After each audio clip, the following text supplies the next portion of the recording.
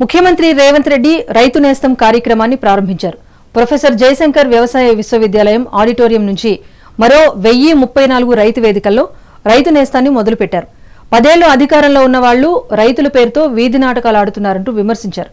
గత ప్రభుత్వం చేసిన రుణమాఫీ వడ్డీకే సరిపోలేదన్నారు. మరోవైపు రైతు భరోసా నిధులను రేవంత్ విడుదల చేశారు. నెలలు తిరగక ముందే ఈ ప్రభుత్వాన్ని నిందిస్తూ దూషిస్తూ వీధి నాటకాలతోని బయలుదేరింది. ఇవాళ తెలంగాణ రాష్ట్ర రైతాంగాన్ని నేను ఈ వేదిక మీద నుంచి విజ్ఞప్తి చేస్తున్నా. తెలంగాణలో ప్రజాప్రభుత్వం ఇందిరమ్మ రాజ్యం ఏర్పడ్డ తర్వాత గతంలో రైతు రుణమాఫీ గురించి మీకు తెలుసు. 2014లో ₹1,00,000 రైతు రుణమాఫీ చేస్తా అని మాట ఇచ్చి అధికారంలోకి వచ్చిన తర్వాత 4 విడతలుగా నేను ఇస్తాను, ఇప్పుడు నా దగ్గర నిధులు లేవని ఆనాడు మాట్లాడింది. 4 విడతల అసలు కంటే మిత్తి తడిసి మోపెడై నెత్తి మీద అప్పు చేతిలో చిప్ప వచ్చే పరిస్థితి రైతులకు ఏర్పడ్డది ఆనాడు. తిరిగి 2018లో మళ్ళీ అదే వాగ్దానం ఇచ్చిండ్రు. ₹1,00,000 రైతు రుణమాఫీ చేస్తాం. మొదటిసారి తప్పు జరిగింది, రెండవసారి తప్పు జరగకుండా మేము చూసుకుంటాం, ₹1,00,000 రైతు రుణమాఫీ చేస్తామని. 5 సంవత్సరాల తర్వాత వెనక్కి తిరిగి చూస్తే ₹11,500 రైతు రుణమాఫీ చేస్తే 8,500 కోట్ల రూపాయలు మిత్తికే సరిపోయినాయి. 3,000 చిల్లర మాత్రమే ఆనాడు రైతులకు రుణమాఫీ చేసింది.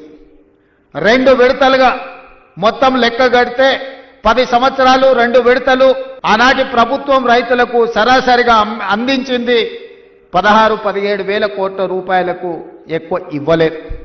తెలంగాణ రాష్ట్రం దేశానికి ఆదర్శంగా నిలబడే విధంగా తెలంగాణ రాష్ట్రం ఈ దేశంలోనే మొదటి స్థానంగా ఉండే రాష్ట్రంగా తీర్చిదిద్దే బాధ్యత తీసుకుంటా. ఎవరు ఎన్ని గోలబెట్టినా, ధర్నాలు చేసినా, రోడ్డు మీద బండి దొల్లినా, తొడుక్కున్న బట్టలు చించుకున్నా 10 ఏళ్ళు మన ప్రభుత్వమే ఉంటుంది. నేను ఈ మాట చెప్పదలుచుకున్నా. వాళ్ళని చూడండి, వాళ్ళ మాటలు చూడండి. అసూయ, అక్కసు, కడుపు నిండా విషం కనిపిస్తుంది, అహంభావం కనిపిస్తుంది, బలుపు కనిపిస్తుంది మాటలలో. చూడండి, టీవీ ముందర మాట్లాడేటప్పుడు ఒక్కసారి ఎందుక 10 ఏళ్ళు వేలిండ్రు కదా, అన్ని అవకాశాలు ఇచ్చారు ప్రజలు. మిమ్మల్ని ఎవరు చేయొద్దన్నారు? రైతు భరోసా ఇయ్యొద్దన్నారా? రోడ్లు వేయొద్దన్నారా? చెట్లు పెంచొద్దన్నారా? ఎవరన్నారే? 10 ఏళ్ళు మొత్తం మీ ఇష్టారాజ్యంగా పరిపాలన చేసి రాష్ట్రాన్ని రావణ కాష్టంగా మార్చి రాష్ట్రం మొత్తం విధ్వంసం చేసి బొందల గడ్డగా మార్చి ఇంకా సిగ్గు లేకుండా రోడ్ల మీదకి వచ్చి మమ్మల్ని తిట్టే పని చేస్తున్నారు. మీరు ఎన్ని తిడితే ఆ తిట్లన్నీ ఆశీర్వాదం కింద మారుతాయి. అందుకే వాళ్ళని పట్టించుకోవడం మానేసిన నేను.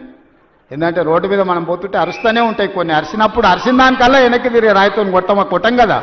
రైతులు చచ్చిపోతే సంతోషంతో వాళ్ళు ఇవాళ చేస్తున్నారు. ఎక్కడైనా బస్సు కింద పడేవారని చచ్చిపోతే వాళ్ళకు ఆనందమే.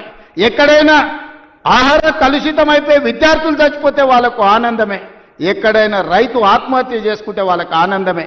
ఎందుకంటే వీళ్ళ చావుల పునాదుల మీద అధికారం అల్కగా ఎక్కువచ్చన్న ఆలోచన, దుర్మార్గమైన దురాలోచనతోటి ఈరోజు ప్రతిపక్ష పార్టీ పనిచేస్తున్నది. అరే, కొంతకాలమైన సమయం ఇయ్యరా? సరిదిద్దుకోవడానికి అవకాశం ఉండదా? 5 ఏళ్ల కోసం ఎన్నికైన ఈ ప్రభుత్వం ప్రజల కోసమే పనిచేస్తుంది కదా. ప్రతినిత్యం మీ మధ్యలోనే ఉన్నాం కదా.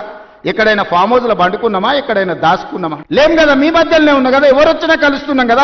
నేను కానీ మా మంత్రులు కానీ ఏ ఒక్క రోజైనా ఈ రైతాంగాన్ని కలవకుండా, మా ఎమ్మెల్యేలు గ్రామాలు తిరగకుండా ఎక్కడైనా ఉన్నారా ఈ 18 నెలల? గతంలో ఎప్పుడైనా ముఖ్యమంత్రి ఎన్నిసార్లు కనిపించిండో లెక్కలు తీయండి.